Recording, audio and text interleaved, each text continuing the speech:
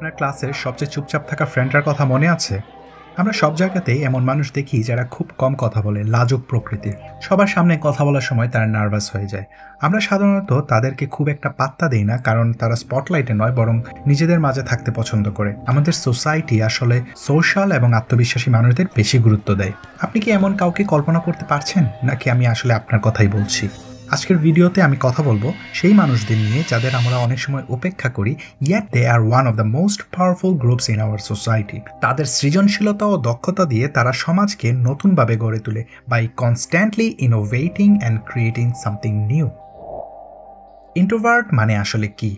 যখন আমরা ইন্ট্রোভার্ট শব্দটি বলি, প্রথমে আমাদের মনে আসে আড়ালে থাকা কিছুটা শান্ত স্বভাবের মানুষ। মানুষের ব্যক্তিত্ব বৈচিত্র্যময়, আর ইন্ট্রোভার্সন বলতে বোঝায় এমন একটি পার্সোনালিটি টাইপ যেখানে মানুষ বাইরের জগৎ থেকে কিছুটা দূরে থাকে, নিজের ভিতরের চিন্তায় বেশি নিমগ্ন থাকে। ইন্ট্রোভার্টরা সাধারণত একা থাকলে এনার্জি রিচার্জ করে। বড় গ্যাদারিং বা পার্টির চেয়ে তারা বই পড়া এবং সৃজনশীল কাজের মধ্যে বেশি স্বাচ্ছন্দ্য বোধ করে। আমরা যখন পার্সোনালিটি টাইপ বা ব্যক্তিত্বের ধরন নিয়ে কথা বলি, সবচেয়ে পপুলার যে থিওরির কথা আসে সেটা হচ্ছে মায়ার্স-ব্রিগস টাইপ ইন্ডিকেটর, যেখানে ইন্ট্রোভার্সন এবং এক্সট্রোভার্সন একটি গুরুত্বপূর্ণ ডাইমেনশন। ইন্ট্রোভার্টরা তাদের চিন্তা, আবেগ এবং অনুভূতির দিকে বেশি মনোযোগ দেয়। তবে ইন্ট্রোভার্সন মানেই দুর্বলতা নয়, বরং এটি তাদের গভীর চিন্তা শক্তি এবং সৃজনশীলতাকে আরও উন্নত করে। এমবিটিআই নিয়ে বিস্তারিত জানতে চাইলে কমেন্টে জানান, আমি অন্য একটি ভিডিওতে আলোচনা করব। যদি সহজভাবে বলি, এক্সট্রোভার্টরা বাইরে থেকে এনার্জি সংগ্রহ করে, তারা মানুষ এবং পরিবেশের সাথে মিশে জীবন্ত অনুভব করে, সবার মাঝে থাকতে পছন্দ করে। অন্যদিকে ইন্ট্রোভার্টরা একান্তে নিজস্ব সময় কাটিয়ে এনার্জি রিচার্জ করে। এর মানে এই নয় যে ইন্ট্রোভার্টরা লোকজনের সাথে কথা বলতে অপছন্দ করে, বরং তারা বেশি পছন্দ করে নিজেদের স্পেস এবং সময়কে, যা তাদের মানসিকভাবে পুনরুজ্জীবিত করে। আমাদের সমাজে এক্সট্রোভার্টদের ক্যারেক্টারিস্টিক্স যেমন সামাজিকতা, আত্মবিশ্বাসের মতো গুণাবলী বেশি গুরুত্ব পায়। তারা সাধারণত আলোচনায় সক্রিয় এবং দৃশ্যমান থাকে, যা তাদের প্রভাবশালী করে তোলে। সোশ্যাল ইভেন্টগুলোতে এক্সট্রোভার্টরা সহজেই তাদের অনুভূতি প্রকাশ করতে পারে, যা সবার মাঝে তাদের নজর কাড়ে।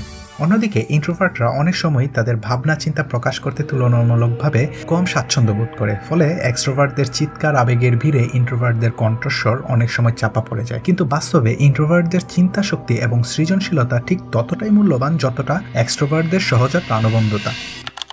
সাইকোলজিক্যাল গবেষণাগুলোতে দেখা গেছে ইন্ট্রোভার্টরা সমস্যার সমাধান এবং সৃজনশীল কাজগুলোতে অসাধারণ দক্ষ। তারা গভীরভাবে চিন্তা করতে সক্ষম হওয়ায় সমস্যার সমাধানে পারদর্শিতা দেখায়। এটি তাদের অন্যতম বিশেষ ক্ষমতা হিসেবে বিবেচিত হয়। আরও একটি গুরুত্বপূর্ণ গুণ হলো তাদের আবেগীয় বুদ্ধিমত্তা বা ইমোশনাল ইন্টেলিজেন্স। ইন্ট্রোভার্টরা সাধারণত খুব ভালো শ্রোতা হয় এবং অন্যের অনুভূতি সহজে বুঝতে পারে। এই সহানুভূতিশীল এবং সহমর্মী বৈশিষ্ট্য তাদেরকে অন্যদের আবেগের প্রতি সংবেদনশীল করে তোলে, যা একটি পাওয়ারফুল সোশ্যাল স্কিল। সুতরাং ইন্ট্রোভার্টদের জন্য সবচেয়ে বড় বার্তা হলো, আপনারা এমন কিছু ক্ষমতা নিয়ে জন্মেছেন যা হয়তো বাইরে থেকে সহজে বোঝা যায় না, কিন্তু সেটাই তাদের প্রকৃত শক্তি।